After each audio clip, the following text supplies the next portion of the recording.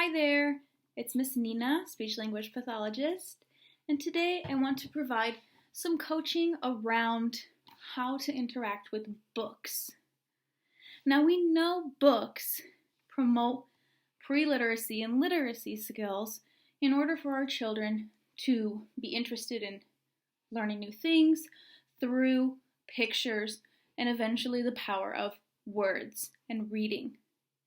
Now, books, even though they have a storyline and there's lots of different text on the pages, what I want to talk to you about today is different options of how to interact with books with your child by not necessarily just reading the words on the page.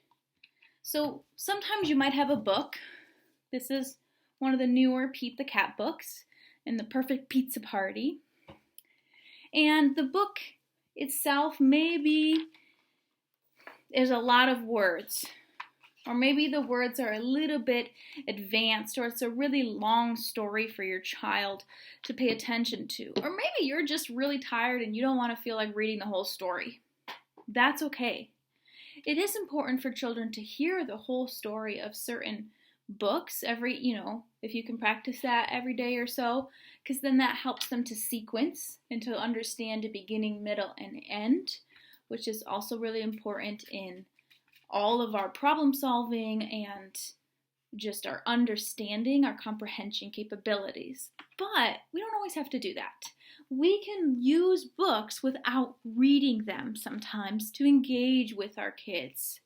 So I don't have to sit here and try to start reading the words. Some of our kids aren't really interested in looking at the words yet, or maybe they like to point out certain letters, but they like the pictures.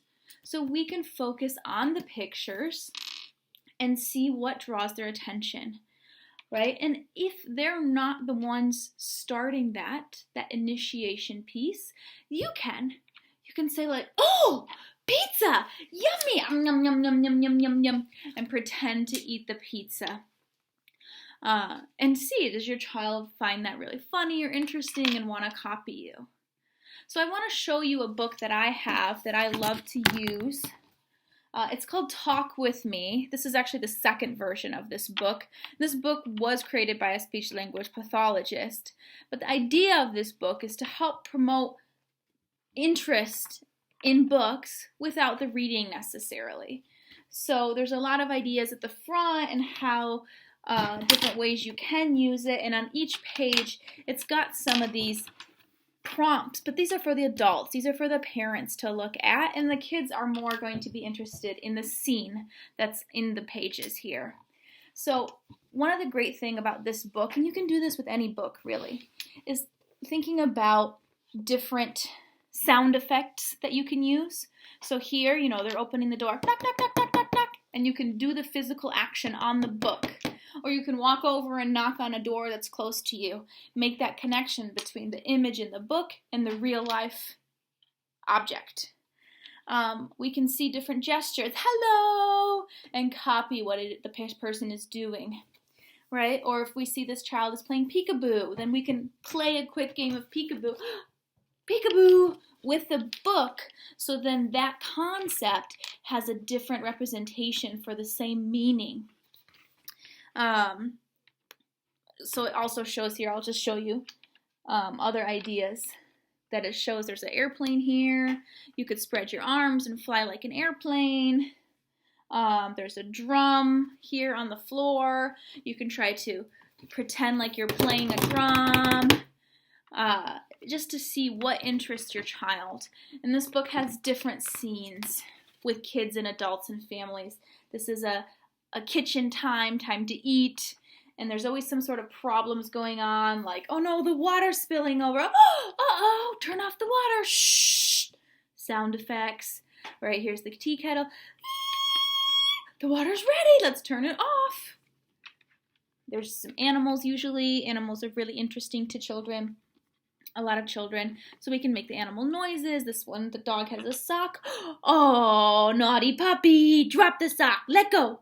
Put it down. So we can interact and have a conversation instead of following a storyline. Maybe your child will be more interested in interacting with books this way. And maybe there's a certain page that they find more interesting. We don't have to follow an order in this book. If you do it the first time, you go through all the different scenes. This is bath time. This is good night. And that's the end. So maybe they want to look at it again and they just really love this kitchen scene. And it's fine. We don't have to start from the beginning and go to the end. What else can we do with this? Can we play with it? Make it more of a game than just a sit, be quiet, and listen time.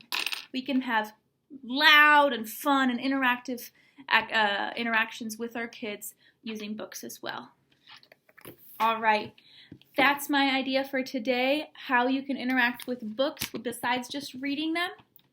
You can use sound effects, you can use actions, emotions. You can also make connections between the images in the book and the real life objects, or pretend to do what they're doing in the books to create an extra meaning. All right, that's all. Hope that's helpful. See you next time. Bye.